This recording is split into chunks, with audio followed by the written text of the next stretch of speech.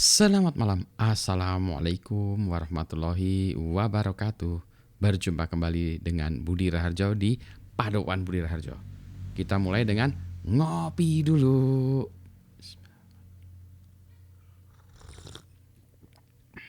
Wow, sedap. Ngopi tuh nih ya, ngopi.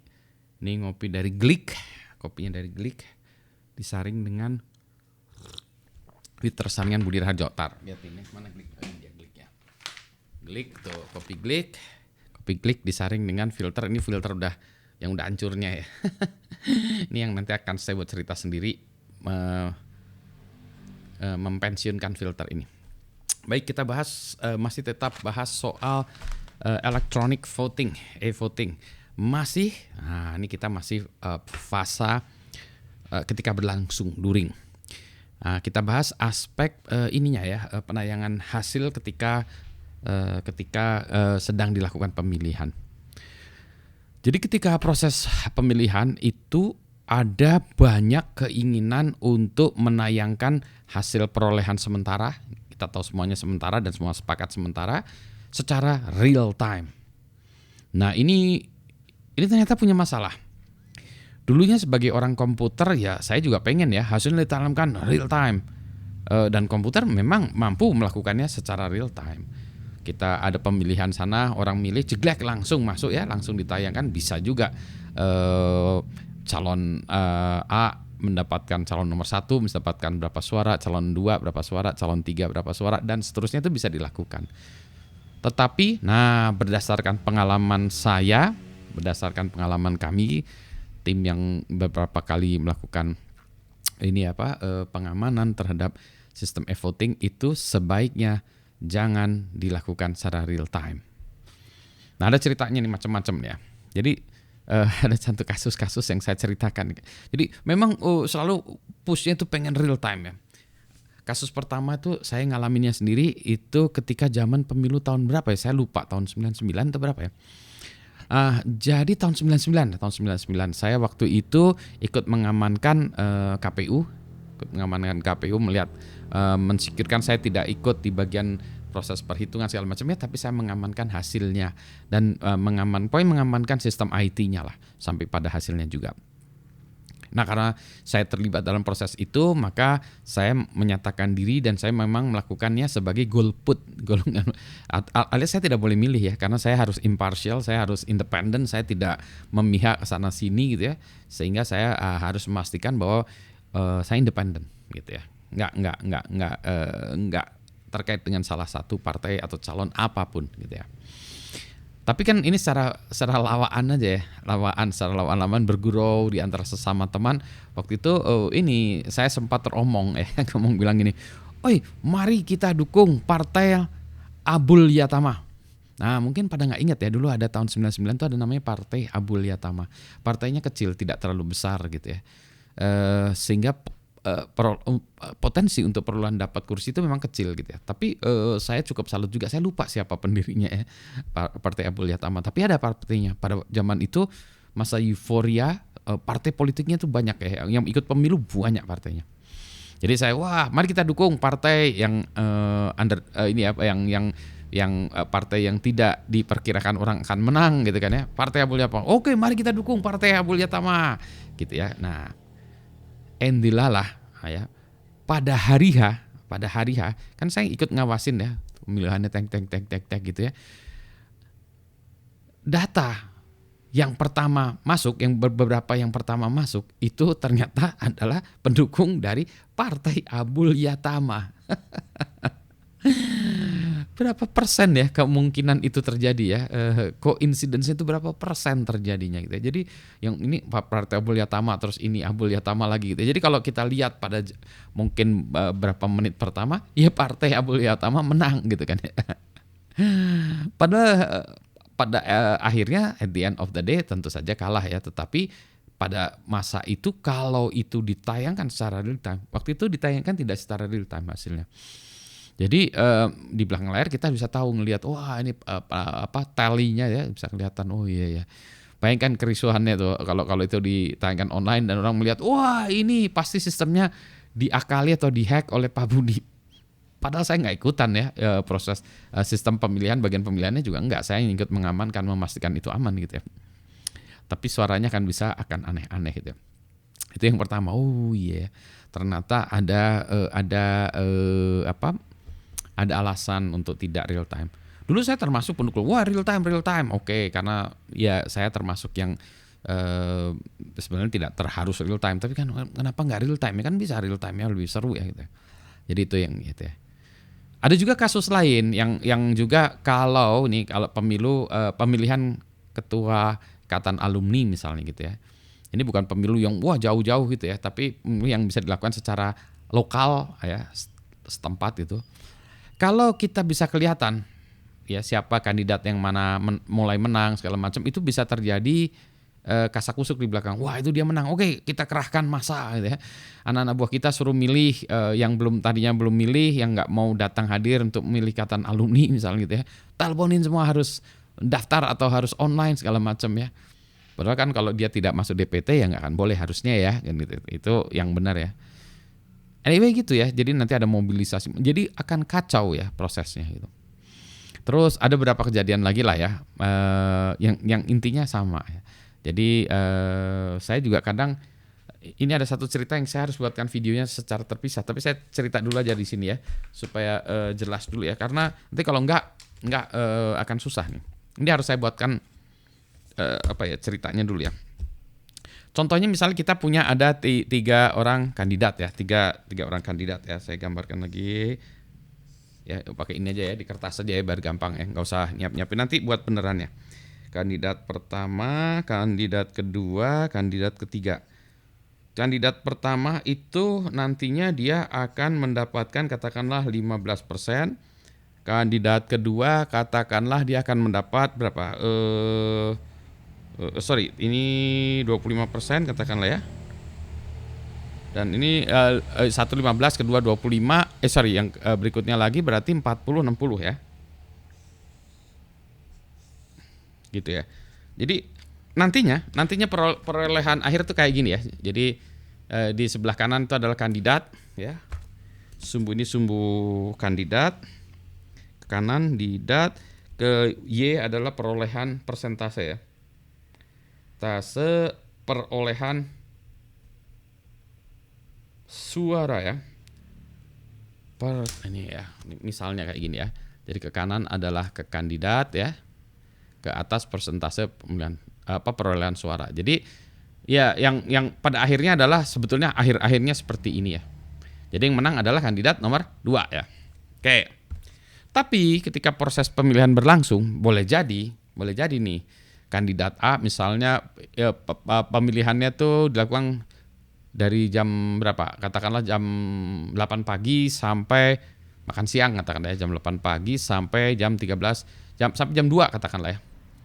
5 jam lah ya, 5 jam proses, 5 jam katakanlah ya. Nah, pada proses 1 jam pertama, kebetulan katakanlah di sini nih udah ada 8, di sini baru milih 2, di sini baru milih 3. Katakanlah ya, pada 1 jam pertama ya, ini katakanlah yang milih 100 orang ya. Katakanlah pada 1 jam pertama atau persentase juga nggak apa-apa. Kandidat satu itu di sini sudah ada 8%. Ya. Kandidat 2 baru 2%, kandidat 3 3%. Mungkin karena time frame atau pemilih kandidat 2 ini pemalas, baru datangnya siang atau lagi dalam perjalanan, nggak tahu lah ya, posisinya seperti itu. Nah, jadi kalau kita lihat kondisi seperti ini, maka kita memikirkan, wow, kandidat nomor 1 dapat 8, kandidat 2 dapat 2, kandidat 3 dapat 3. Waduh, ini kandidat 1 udah pasti menang lah gitu ya. Satu menang. Ya. Padahal dia belum tahu juga. Nah, jam kedua, warnanya yang lain lagi ya. Warna yang lagi kita ambil pakai warna itu tadi merah, purple ya. Mungkin ini nambah kandidat 1 ini nambah 1 orang ya. Jadi 9, yang kandidat 2 nambah 2 tambah 3 ya, tambah 3 jadi dia 5 gitu ya. Kandidat 3 nambah 6 katakanlah ya. Jadi 9 tambah 7 ya, jadi 10 katakanlah. Jadi ronde kedua, jam kedua itu segini. Jadi kandidat ketiga menang. Kandidat ke-1 mulai kalah, kandidat kedua masih di bawah. Wah, ini being hack katanya, sistemnya kena hack gitu. Wah. Yang ketiga tiba-tiba mencelatlah ini ya. Tiba-tiba ini juga masih ini tambah lagi jadi 10 nambah 1. Yang ini tiba-tiba nambah 10 jadi nambah 20 jadi langsung 25 gitu ya. Yang ini nambah 3 jadi 13 katakan ya. Ntar saya gambarin dulu ya. Ini tadi ya saya cerita, ini harus diinikan dulu nih. Ya, jadi kondisinya seperti ini. Tiba-tiba kandidat kedua banyak yang milih ya. Nah, kalau kondisinya seperti ini tiba-tiba kenapa kok tiba-tiba ada 20 pemilih di sini? Ya boleh-boleh aja kan kondisinya segitu ya. At the end dia akan menang. Jadi itu akan menambahnya 20. Wah, ini sistemnya kena hack. Jadi ini yang ini kandidat pertama tambahnya cuma 1 jadi 10, kandidat kedua nambahnya 20 jadi 25, kandidat ketiga nambahnya cuma 5 jadi 15 ya. Jadi kalau kita lihat kondisi seperti ini, maka orang akan mengatakan bahwa wah, sistemnya kena hack. Atau kandidat kedua ini melakukan manipulasi dan seterusnya. Padahal memang tidak demikian ya kondisinya. Orang sulit memahami ini ya, kalau sudah gelap mata tuh susah gitu ya. Apalagi kalau udah dia pendukung tim satu nih, wah udah gelap mata ya. Tadinya dia menang kok tiba-tiba kalah ya. Nah itu seringkali diutarakan demikian dan tidak bisa terima.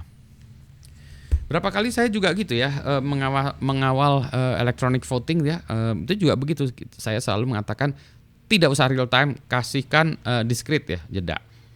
Nah, jedanya itu bisa macam-macam ya, bisa 10 menit, 15 menit terserah itu ya. Saya kalau ditanya Pak Budi 10 menit, 15 menit, 25 menit, setengah jam atau 5 menit, terus terang saya belum punya best practice-nya ya. Jadi itu masih kalau disebutnya secara jurnya random aja gitu ya. Tapi yang penting ada waktu untuk melakukan koreksi jika mana ada kejadian atau kesalahan atau apalah gitu ya. Nah, jadi selalu ada pressure dari semua pihak untuk menaikkan real time. Alasannya macam-macam. Ada yang misalnya gini, Pak ini kan organisasi perhimpunan atau ikatan alumni atau apapun ya. Pak kita ingin merayakan Pak dengan tim-tim yang ada di situ paslonnya kan ya. Kadang memang pemilihan itu bisa dilakukan secara online lewat internet ya. Tetapi orang-orang sering ngumpul di satu tempat ya. Kadang memang kita buat kesekretariatan ngumpul di sana.